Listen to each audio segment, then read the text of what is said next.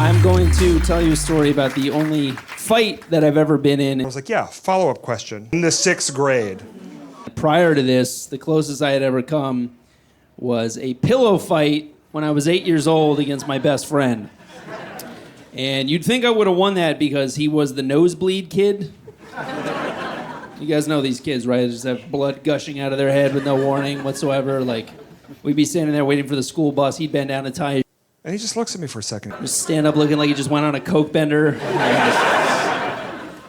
It was so bad, my mom wouldn't even let him in the house, which was weird growing up with an indoor cat and an outdoor friend, but that's the way it had to be. So we're 8 years old, we're jumping on his bed, pillows in hand, we whack each other at the exact same moment, his nose just erupts. But I find out that I am deathly allergic to goose down. So he's got blood all over the comforter. I'm laid out on the bed with my eyes swollen shut, gasping for air. I have a convenience. My throat closes up. My dad has to rush me to the emergency room. I've never seen him more embarrassed in his life, by the way.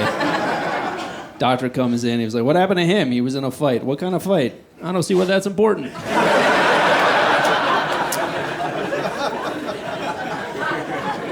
Definitely not a big confidence booster when you find out that your kryptonite is feathers, you know? So cut to 20. I was like, what are you talking about? I have a shameful 0-1 record.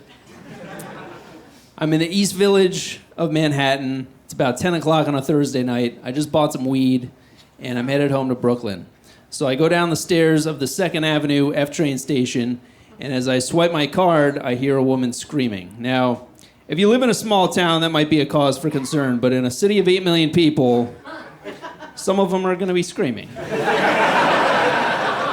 It's pretty much par for the course. So I casually look over, and I see a petite, young blonde girl, early 20s, and holding her from behind is a guy about my build, maybe mid-30s. It's getting a little rough, but I'm like, maybe, is he doing the Heimlich maneuver? But you can't scream while you're choking. And also, he has one hand on her breast, the other hand is moving between. Form is terrible. I think maybe this is a couple into some aggressive foreplay. Anything I can do to justify not getting involved, right? But then he grabs her by the blouse, whips her against a wall, hauls off, punches her in the face, clobbers her. She is now sobbing. He's trying to rip her pants off. And I'm like, you know what? I don't think they're together. I think this guy is a rapist. Someone's got to stop this guy. This son, stick out your hand. But somebody. And now he grabs her by the throat, slams her head against the wall, and no one is doing anything. He hits her again. I'm like, shit, I gotta be that guy. So I yell out the most threatening thing I can think of, which unfortunately is, hey buddy, that's a lady.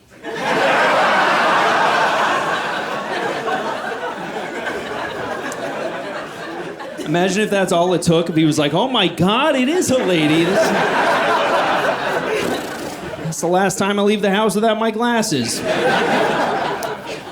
So as you can imagine, has no effect, and he hauls off to hit her again, and I just fucking Hulk out. I go, come on, let's go! Which is a pretty big jump from, hey buddy, that's a lady, right? Could have gone with pick on someone your own size, or I'm telling. But it gets his attention, and as he turns to look at me, she pries his hand off her throat, bolts through the turnstile, flies up the stairs, runs out of the station. She's gonna be okay. But then I turn back to him, and he is pissed. I don't know if you guys have ever cock-blocked a rapist before.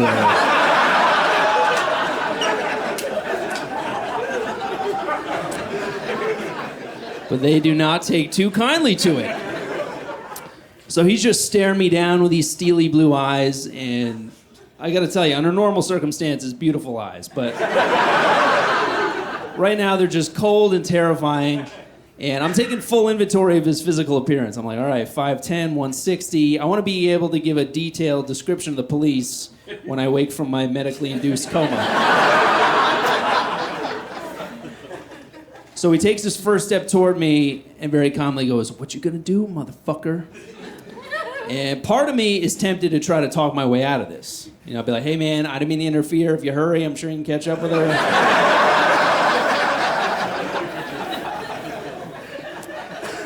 I'm tempted, but I don't do that. I'm like, "Come on, all right, come fucking, this is your chance to take this guy out." So I clench my fists and I start yelling, "Back the fuck up, man, back the fuck up."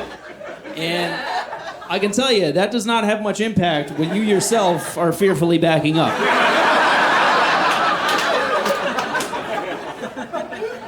So I hit the opposing wall. He's got me backed into a corner. I got nowhere to go. So I have no choice but to try to take this guy out. So I take a deep breath, and I ready myself, and I step in with a demolishing blow. I'm just going to lay this guy out. And I may have if I wasn't still 8 feet away from him. So there's this horrible moment where I just watch my fist whiz past his face. I'm like, no! He steps in, clobbers me, my knees buckle, but I don't go down. I'm like, all right, fisticuffs is not my strong suit. I'm gonna come back, kick this guy in the balls, like I just completed a woman's self-defense class. So I step in, I swing, he scoots back at the last second. I miss his balls, but I get him in the stomach.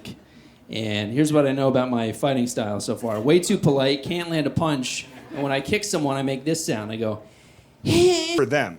I can accept. not my proudest moment, but I make contact. And he stumbles back, and he turns, and he runs out of the station. So now I'm feeling like hot shit. I'm like, I got a powerhouse Bruce Lee kick. I didn't back down. I took a punch. He ran off. I think I'd finally won a fight, right? And more importantly, I saved that woman. I think I'm the first guy with a mustache to save a woman from train tracks rather than tie her to them. So now I'm feeling invincible. I'm about to get on the train and go home. And this older woman stops me. She goes, "Oh my God, you have a massive laceration on your face." And I look down and there's just blood just cascading down my face, onto my jacket, trickling onto my shoe. And I go, "Is it bad?" She goes, "It appears to be quite severe."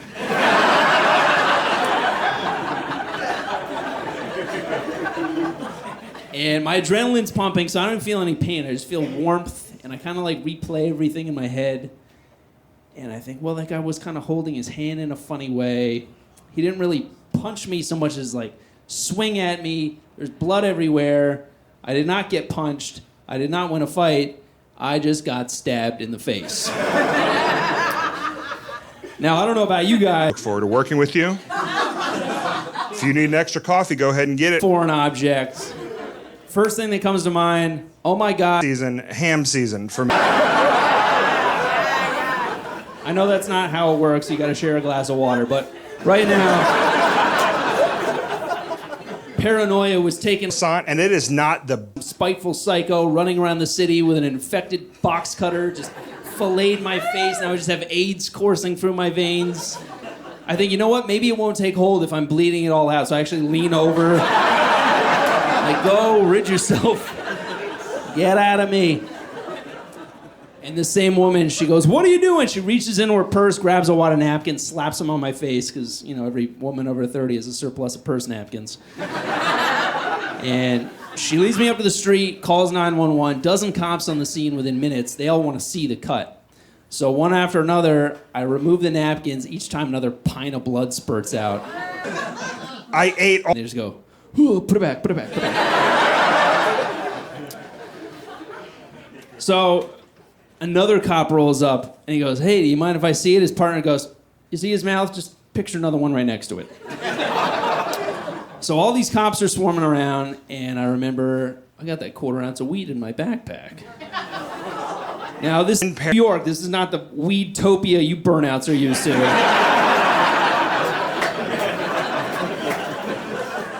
It's not like I didn't show the guy my medical card. He's like, "Oh, cool, I have one too. All right." So justifiably, I'm freaking out. And I feel this big mitt on my shoulder. And I'm like, oh my God, he can smell it. I'm fucked. I'm going to jail. He spins me around, and this detective goes, "Hey, how's it feel to be a goddamn hero?" He reaches into his back pocket, hands me his business card. He goes, "You ever need anything? You ever in a jam? You call me. I got your back." I was like, I may take you up on that a little sooner than you think, sir.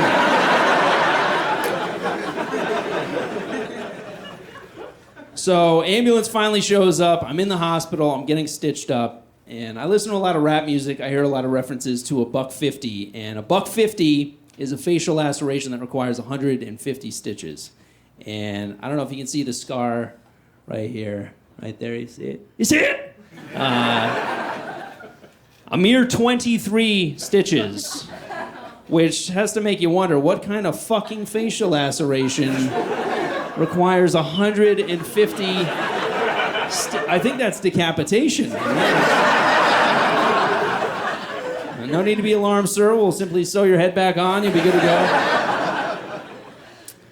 So 10 days later, I get my stitches out. I seem to be healing up nicely. And that night, I'm brushing my teeth, and I notice this clear liquid dripping out of my scar.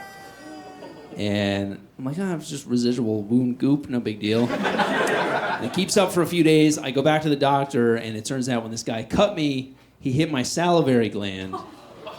So I'm now drooling out of the side of my face. Not a little dribble, buckets of drool every time I see food. Like, you put a plate of wings in front of me, I'm just a slobbering St. Bernard. Which is ironic, because I'm a dog walker at the time, so I'm just roaming the streets of New York with a pack of dogs in tow. They're looking at... It was so bad I could push on the gland and shoot it across the room.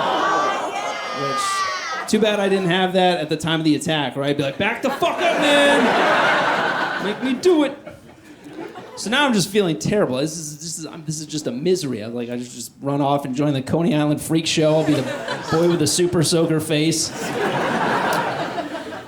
So 2 weeks goes by, and it finally stops. Drooling stops. I go back to the doctor. He's like, all right, I think you're finally out of the woods. All you got's that nifty-looking scar. Yeah! You're going to feel terrible. I was like, well, the Joker has a scar on both sides of his face, so unless I go out and stop a left-handed rapist... I don't know, man. But it all has a happy ending. I am fine, obviously. Turns out he did not give me AIDS. Had it all along.